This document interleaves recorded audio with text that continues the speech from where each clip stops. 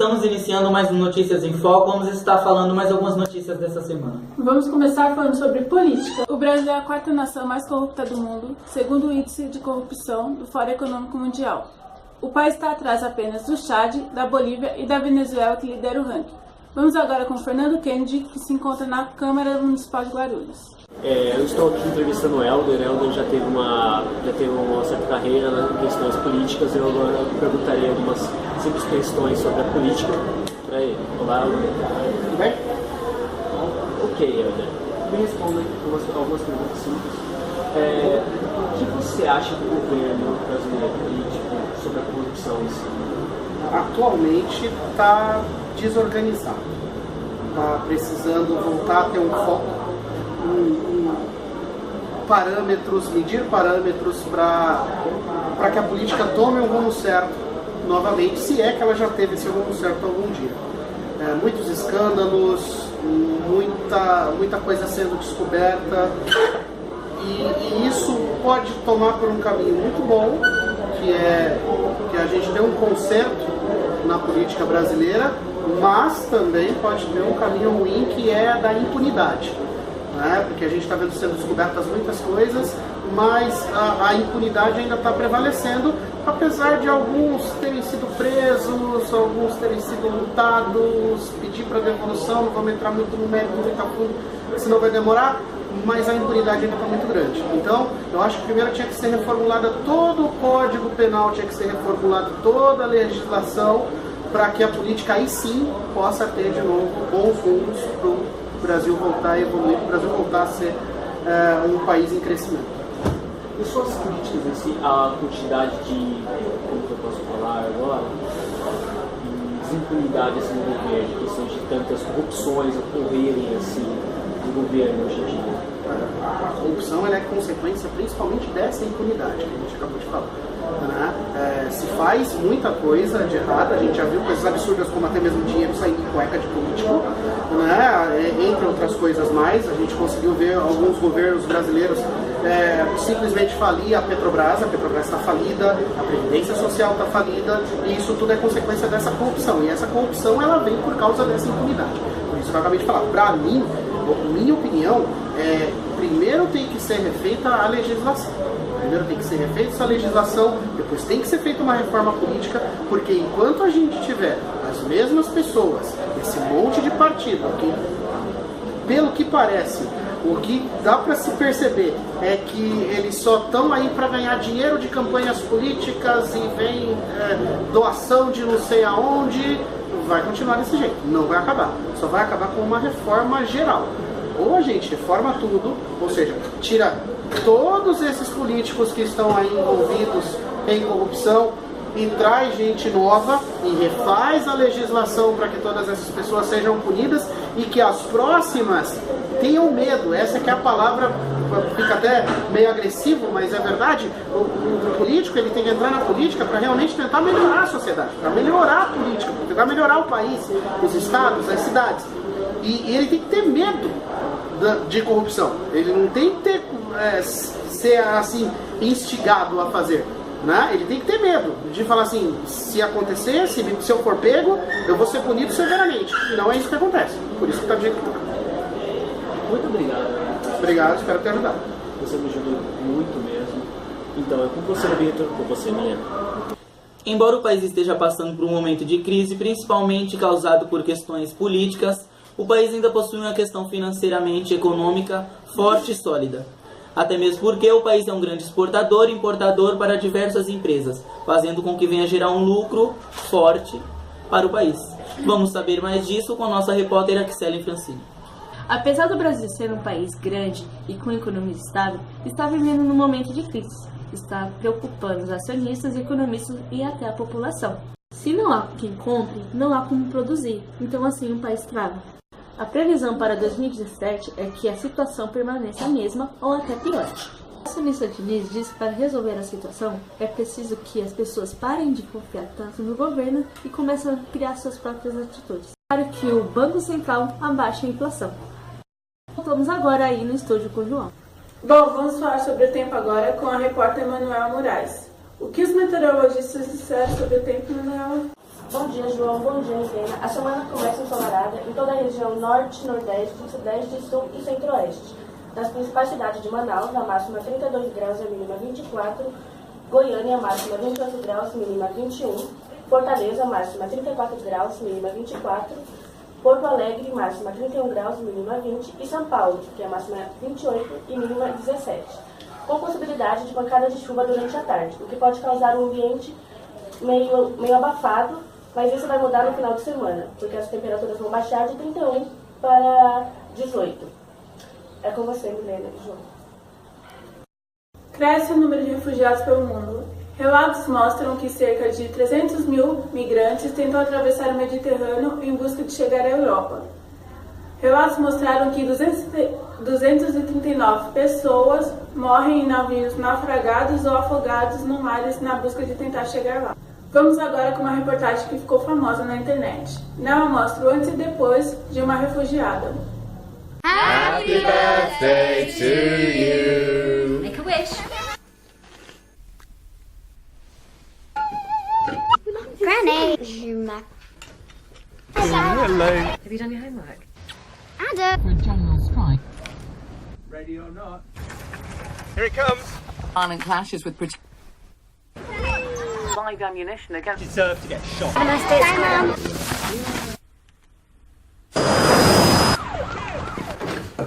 air strikes on rebel position. We are going to stay. What's happening? Go.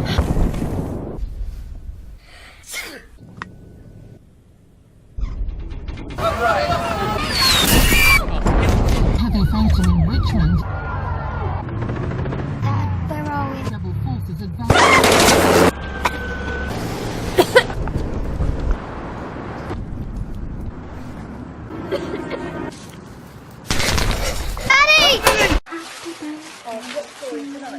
As the terrorist rebellion enters another year. Country's just not safe anymore. We've got to leave. Into the deep dark. The fighting's getting closer. That's the hospital. Camps have been raided. Merry Christmas. Get out of there! How are we supposed to get from there to there? Just take the things that you need. See you there. City under siege. Can't stop bleeding. They've only got enough for one. Oh my god. I will find you. You'll bring me when you get there. I'm not getting on the boat without you.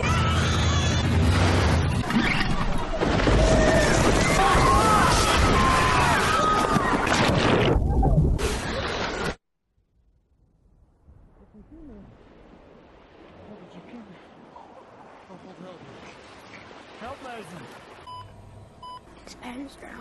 What's going on? Mum, we've got to keep going. Just stop! Quickly! Come on. I want my mummy and Pepe.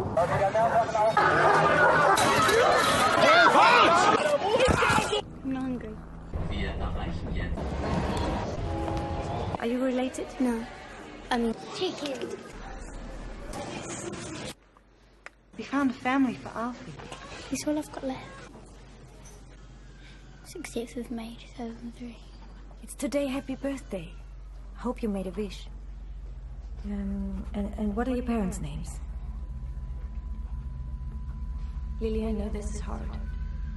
Can you tell me your parents' names? Lily?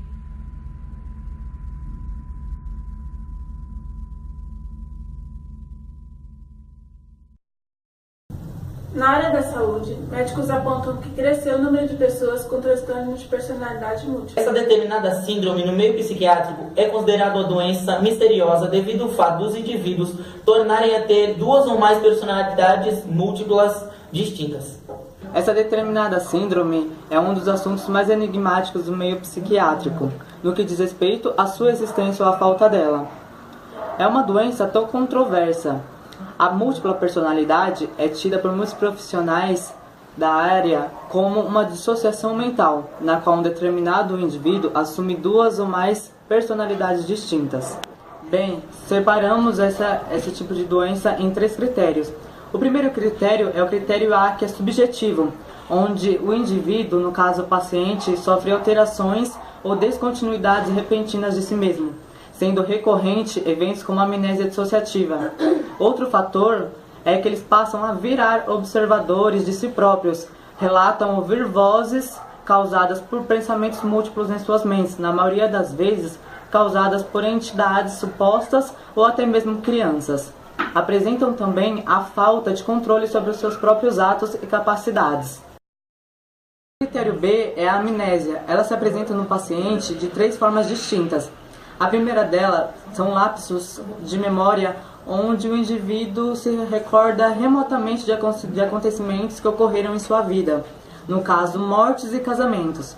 O segundo são lapsos confiáveis de certa forma, onde o paciente tem um período de lembrança curto, como por exemplo o que ocorreu hoje. No terceiro, se dá por meio de descobertas de ações das quais eles não se recordavam que haviam feito, como por exemplo a escrita de cartas e desenhos feitos guardados há algum tempo. O critério C é o critério mais problemático, já que o indivíduo acredita veementemente que está possuído por alguma entidade diferente repentinamente, como por exemplo agir como se uma criança morta tivesse tomado seu corpo. A partir desse momento, ele começa a tomar as características como se essa criança estivesse viva. Apresentam-se muitas das vezes com problemas como depressão, ansiedade e convulsões não epiléticas, entre outros sintomas. Relatam também dissociações subsequentes em flashbacks, onde eles revivem sensorialmente situações que tenham sido traumáticas na sua infância, como por exemplo abusos sexuais e agressões, ou até perdas de um ente muito querido. O problema da dissociação mental é um problema extremamente perigoso, já que mais de 70% dos pacientes ambulatoriais já tentaram o suicídio. A questão cultural também influencia muito nas dissociações. Pessoas dessa classe podem apresentar sintomas clinicamente neurológicos inexplicáveis, como a perda sensorial, no qual em determinados contextos culturais isso é extremamente normal. A fragmentação da identidade, na qual a identidade pode se apresentar na forma de espíritos, animais, demônios ou figuras místicas. A interculturalidade pode influenciar na formação de características de identidade como entidades específicas que falam somente inglês ou se vestem de forma de alguma parte do mundo em específico, como por exemplo a Índia. Servem somente para dar base e veracidade ao diagnóstico e tratamento do transtorno de personalidade múltipla. Portanto, se você sofreu algum problema, algum abuso na sua infância, não deixe que o momento de fragilidade faça com que os seus problemas venham à tona. Com o avanço da ciência, foram criados membros, assim como braços e pernas biônicos, pulmões artificiais, que têm como objetivo ajudar as pessoas. No Brasil, infelizmente, devido ao alto custo dessas próteses, que chegam a custar R$120 mil, diminuíram o número de pessoas a terem esse benefício. Pois o valor restringe pessoas com baixo valor aquisitivo. No Brasil, apenas 4 pessoas possuem próteses de braço. Vamos agora com o noticiário esportivo da semana. No ar mais notícias em foco fiscal. E hoje estou com o meu convidado William. Bom dia. Bom dia, Henrique. E o meu convidado William. Bom dia, William. E, Henrique, o que você trouxe pra gente hoje? Então, hoje eu vim falar sobre o Usain Bolt. Usain Bolt? Isso, que não tá chamando a atenção ainda. Seja referente à prova, ou só por ganhar 4 jornais com polêmicas, o cara é fantástico. Indo para o futebol, após diversos escândalos no futebol sul-americano, a Libertadores passou a ser alterada. Passa a ser feita de fevereiro a novembro, quase que um ano inteiro, e classificando 6 times brasileiros, 7 com a Copa do Brasil. Os 6 primeiros colocados do Brasileirão têm vaga para a Libertadores.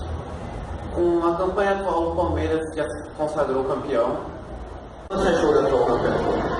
Então, o Palmeiras vem tendo uma ótima campanha no campeonato. Está com um ótimo ataque, defesa fazendo gol. Antigamente, há 2 anos atrás, o Palmeiras não tinha esse elenco que tem hoje, né? Estava lá, caído. O futebol estava muito fraco. O futebol fraco, feito assim. Exatamente. O time cresceu muito esse ano. Não à toa tem competições que está conquistando o Campeonato Brasileiro de forma merecida. Jogadores novos, técnico novo, O técnico com uma mentalidade muito boa, que conseguiu achar o time uma formação muito criativa, uma formação que cria jogadas de diversas formas, não só a jogada aérea, mas jogadas ensaiadas que poucos se viam no campeonato. Exatamente, e a torcida do Palmeiras sempre se orgulhar, né? A torcida está abraçando o time, tem melhor média de público em casa, melhor média de público fora. Exatamente. Então tá merecido. Então, mas obrigado, né? Obrigado, eu que agradeço. Tá vendo? Agora eu quero que quer aqui. Então, mas obrigado, né? Eu que agradeço. Obrigado, Anthony. Eu agradeço muito. E ficamos por aqui com mais um Notícias do Fox Sports. Vamos agora com o entretenimento da semana. Tá bom. Olá, Milena, bom dia a todos. Estamos aqui no primeiro festival de morango em Guarulhos, próximo a Poupa Tempo, na Grande São Paulo.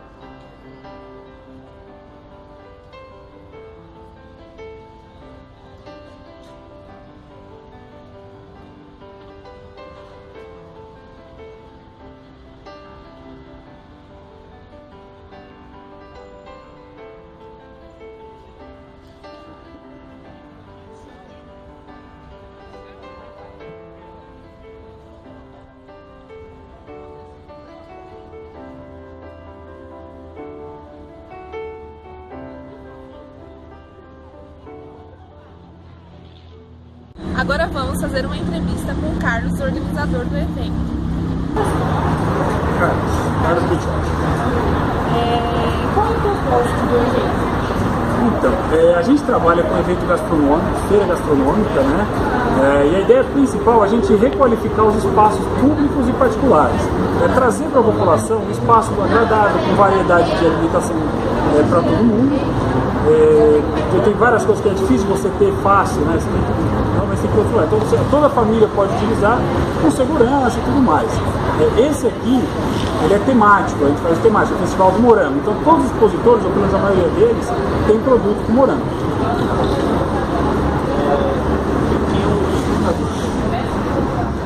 Porque a gente, a Gourmet SP, a nossa empresa, né? Então a gente começou a fazer evento em 2014. No começo de 2014, a gente já fazia outras atividades, mas feira gastronômica a gente começou em 2014.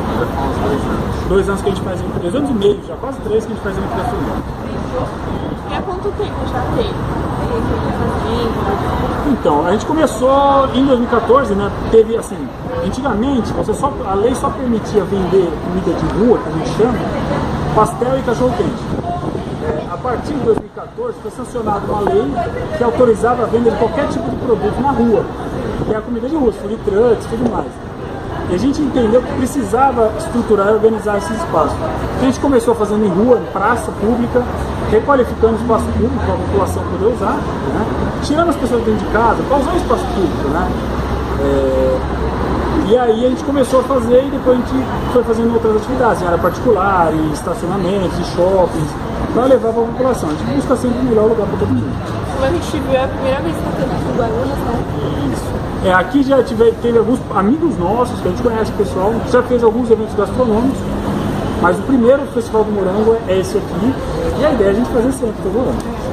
Aí vocês têm em mente todo no final do ano fazer? A época boa de morango é setembro e outubro, até o começo de outubro. Então a nossa ideia é fazer ali entre terceiro e quarto final de semana de setembro, o ano que vem. Esse ano a gente fez agora em outubro, no primeiro final de semana de outubro, segundo, né, porque primeiro tinha eleição, por conta de agenda mesmo. Mas a ideia é que a gente consiga fazer uma agenda anual aqui em Guarulhos. Por que Guarulhos, não outra cidade? O que acontece? Eu moro aqui em São Paulo desde sempre, eu nasci em São Paulo. E a região de Guarulhos, a gente conhece o potencial de habitantes, né? A gente sabe que tem muitos habitantes, a gente vê uma deficiência de eventos maiores, mais bem estruturados na cidade. E assim, uma coisa que a gente vê, agora em setembro a gente tem uma festa tradicional do morango em uma outra cidade, e o público de Guarulhos vai muito para lá. Então a ideia era a gente juntar, trazer para a região um evento bacana para a população e ao mesmo tempo trazer a ideia do morango, da festa do morango para cá. Então é várias vezes esse evento no ano? Não. É anual, tem em outra cidade, e a ideia é que a gente consiga ter aqui também o evento anual, para trazer para a população sempre essa opção. Né? Quais são a gente está com uma expectativa boa, assim. A gente trabalhou muito forte a questão da comunicação, da divulgação. Nós tivemos apoio de vários veículos da região de Guarulhos, então os principais jornais, revistas, a TV Guarulhos, todos eles deram bastante apoio para a gente na divulgação. Tá? Então assim, a expectativa que a gente tem é de bastante público. A gente tem a ideia que a gente consiga passar nesse primeiro evento em torno de 25 a 30 mil pessoas nos 2 dias. Porque o evento começa de manhã e vai até 11 horas da noite. E é só aqui no estado de São Paulo que tem esse evento, no Brasil todo? Então, eu não sabia dizer onde que tem, mas eu sei que vários lugares tem. Tem muitas cidades que tem, por exemplo, tem cidades aqui que são produtoras de morango e que fazem festas, né? Geralmente é nessas cidades onde são concentrados os produtores de morango que acontece a festival do morango. A ideia é que a gente consiga trazer também para a grande São Paulo. E que aqui vire referência, inclusive, para a Zona Leste de São Paulo, as outras cidades em volta.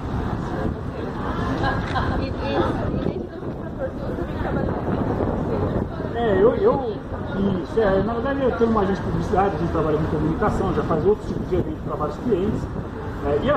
A questão da comida de rua, a gente decidiu iniciar essa operação foi realmente quando foi sancionada a lei de comida de rua, que abre espaço, né?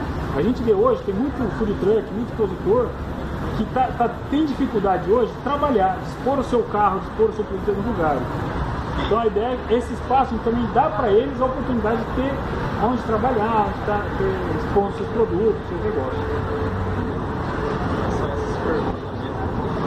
Carlos. Essa vai ser feita com o Sr. Carlos, daqui do evento Primeiro Festival do Morango. Bom dia! Uma das coisas que tem feito sucesso é o aplicativo da Uber. Hoje estamos aqui com o representante da Uber, Igor, e ele vai falar um pouquinho sobre isso. Igor, em que período você trabalha? Normalmente eu trabalho mais na parte da noite, porque tem menos trânsito e as corridas minhas saem tudo mais rápido. Consigo fazer mais corrida por causa do trânsito. Não tem trânsito. Você tem medo? Você tem medo de ser assaltado? Sim, porque normalmente eu trabalho mais na parte da noite. Já tive uns colegas meus que foi Uber, trabalhou na parte da noite e muitos deles já foi assaltado. E o que você está achando do conflito em relação aos táxis com Uber? Eu acho um pouco complicado, porque diminuiu bem as corridas para os taxistas, mas normalmente tem pessoas que não tinham condição de pagar um táxi, pagam um Uber, que sai mais em conta, mais barato e é um serviço melhor. Muito obrigada pela sua entrevista. Esse foi mais um Notícias em Foco. Tenham todos uma boa tarde. Boa tarde.